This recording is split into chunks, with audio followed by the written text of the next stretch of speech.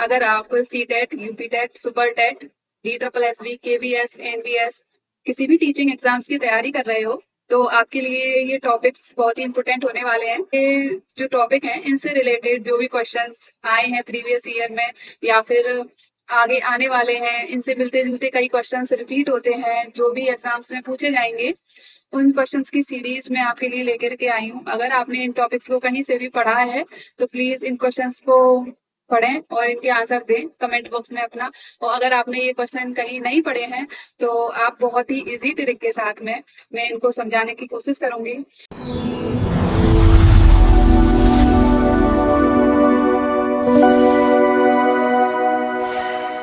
चलो स्टार्ट करते हैं। फर्स्ट क्वेश्चन है, अशुद्धियों की उपस्थिति में द्रव के क्वथनांक पर क्या प्रभाव पड़ता है?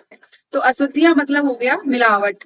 मिलावट कि किसी भी चीज में मिलावट मतलब अशुद्धियां हो गई। शुद्ध मतलब प्योर, जिसमें कोई मिलावट नहीं है। तो अशुद्धियों की उपस्थिति में द्रव, द्रव मतलब लिक्विड, जैसे दूध में पानी का मिला देना तो वो मिलावट हो गई। चीनी में रेत का मिला देना वह भी मिलावट हो गई। तो इसे बोला क्वथनांक पर क्या प्रभाव पड़ेगा। क्वथनांक मतलब बॉइलिंग पॉइंट पर क्या प्रभाव पड़ेगा।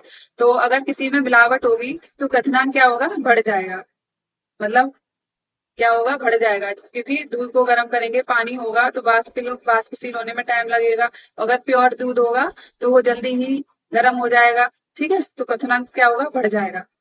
ठीक है, दूसरा क्वेश्चन है, किस प्रक्रिया में गैस द्रव अवस्था में परिवर्तित होती है? किस प्रक्रिया में गैस द्रव अवस्था में परिवर्तित होती है? तो मतलब गैस जो है द्रव अवस्था में मतलब पानी जैसे बन जाना, एग्जाम्पल, किस प्रक्रिया में बन जाती है? तो इसको कहते हैं संघनन कहते हैं कि गलन कहते हैं या ऊर्ध्वपातन कहते हैं या पृथक्करण कहते हैं। तो गैस का द्रव बनना, गैस का द्रव बनना, जैसे आपने देखा है कि आपके गिलास में अगर ठंडा पानी है तो उसकी दीवारों पर आपने देखा होगा कि कुछ बूंदें बन जाती हैं। ठीक है, तो वो क्या होता है कि गैस है ना, वो द्रव में चेंज हो रही है। कैसे कि जो भाप बन रही है, जो भी ठंडी ठंडी भाप निकल रही है, ठंडी ठंडी हवा गैस निकल रही है, वो क्या होगी, द्रव में चेंज हो जाएगी। सेकंड एग्जांपल समझे तो जैसे हम किसी चाय को ढक करके रख देते हैं प्लेट से, तो उसके ऊपर जैसे भाप गैस निकल के जाती है तो उस पे पानी जम जाता है। प्लेट को हटा के देखोगे तो पानी की कुछ बूंदें आएंगी, तो गैस को आप द्रव अवस्था में परिवर्तित होते देखेंगे तो इसको बोलेंगे संघनन। ओके, क्लियर है। तीसरा क्वेश्चन है, किस अवस्था में ठोस सीधे गैसीय अवस्था में परिवर्तित हो जाता है? मतलब ठोस सीधे गैस अवस्था में परिवर्तित हो जाता है। आपने ज्यादातर देखा होगा जैसे आइस है, आइस क्यूब को पहले मेल्ट होती है, द्रव में होती है, फिर अगर उसे बॉईल करो या फिर कहीं पड़े रहने दो तो ऊष्मा प्राप्त करके वो वाष्पशील हो जाती है, वो पानी सूख जाता है। लेकिन ये तो आपका क्या होगा, गलन होगा, फिर वो वाष्पीकरण होगा, सॉरी।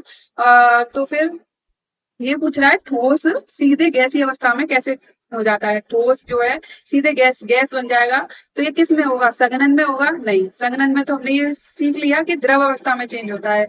ऊर्ध्वपातन में होगा, गलन में होगा या पृथक्करण में होगा? तो ऊर्ध्वपातन में होगा। ऊर्ध्वपातन सीधे याद कर लेना आप कि ठोस का गैस में बदल जाना ऊर्ध्वपातन हो गया। ठोस CO2, second question. Next question है, ठोस CO2 कैसे संग्रहित किया जाता है? ठोस CO2 कैसे संग्रहित किया जाता है? मतलब ठोस CO2 है तो उसको क्या करेंगे हम, कैसे कहीं रखेंगे। ठीक है, संग्रहित मतलब कैसे स्टोर करेंगे। तो निम्न दाब पर, उच्च दाब पर, उच्च ताप पर या निम्न ताप पर?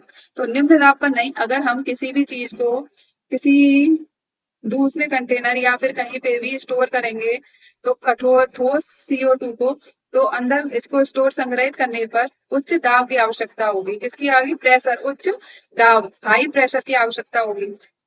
जोर लगाना पड़ेगा, सीधे ऐसे याद कर लो, उच्च दाब। ठीक है, सो आ गया। नेक्स्ट क्वेश्चन है, मिश्रण को तीव्रता से घुमाने पर क्या होता है? मिश्रण को तीव्रता से घुमाने पर क्या होता है? मिश्रण मतलब समझ गए कि जिसमें बहुत सारी चीजें अलग अलग टाइप की पड़ी हो, ठीक है, मिक्स करके बनी हो, मिक्सचर नमकीन जैसे मैंने समझाया था।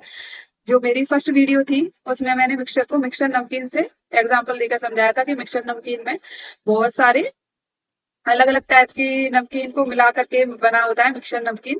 तो जिसको भी मिक्सचर का कॉन्सेप्ट और क्वेश्चंस ऐसे इसी टाइप की सीरीज को अगर क्वेश्चंस को करना पसंद आ रहा है तो इसी टाइप की क्वेश्चन सीरीज में फर्स्ट वीडियो में बना चुकी हूँ। ये मेरे सेकंड वीडियो है इस कॉन्सेप्ट से लेकर के, तो आपको अच्छे से समझ में आएगी। आप उस वीडियो को जरूर देखें जिससे आपके और भी कॉन्सेप्ट क्लियर होंगे। वो मैंने बहुत इजी वे में बहुत सारे टॉपिक्स को कवर किया है। तो ये क्वेश्चंस की सीरीज भी अब आप चेक कीजिए और तैयारी अच्छे से बेहतर कीजिए।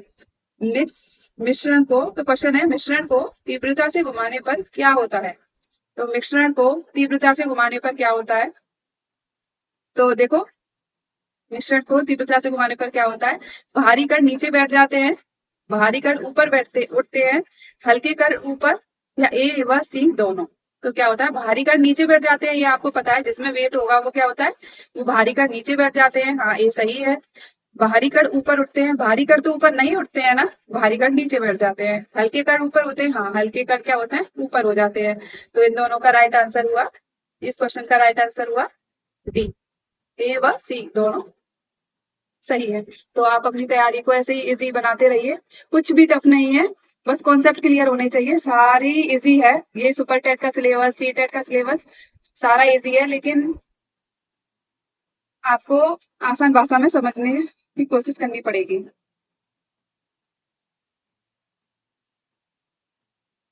चलो नेक्स्ट क्वेश्चन है, जेल पॉलिश हथेली पर रखने पर हम ठंडा अनुभव क्यों करते हैं। तो ये नेल पॉलिश होगा, ये ना क्वेश्चन मिस्टेक है। नेल पॉलिश, नेल पॉलिश को हथेली पर रखने पर हम ठंडा अनुभव क्यों करते हैं। जैसे नेल पेंट को आप अपनी हथेली पर रखते हो तो वो ठंडी क्यों महसूस होती है।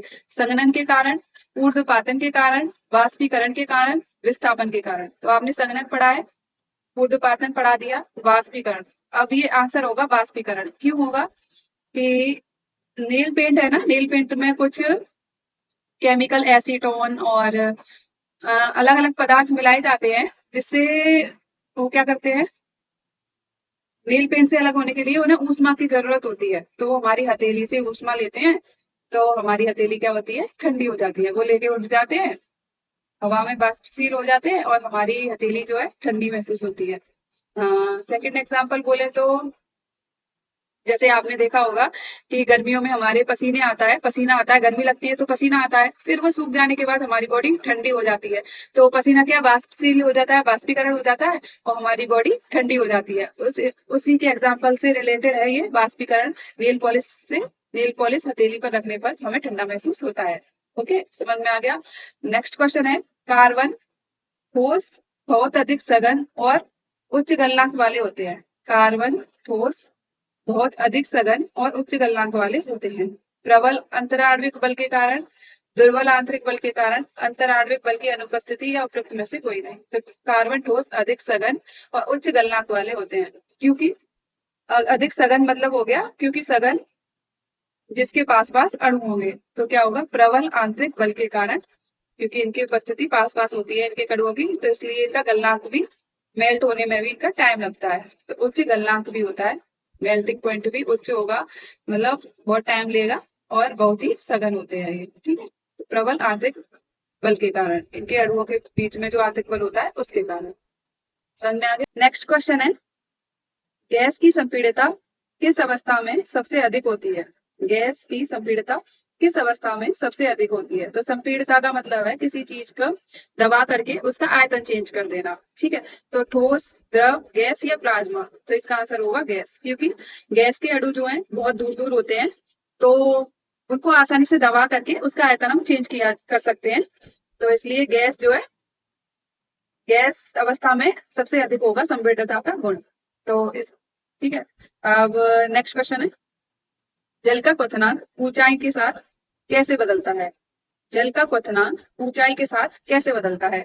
बढ़ता है, घटता है, अपरिवर्तित रहता है, कभी बढ़ता है कभी घटता है। ऐसे क्वेश्चन बहुत सारे पूछे जाते हैं, ये इंपोर्टेंट क्वेश्चन है, ये क्वेश्चन ज्यादातर पूछे जाते हैं।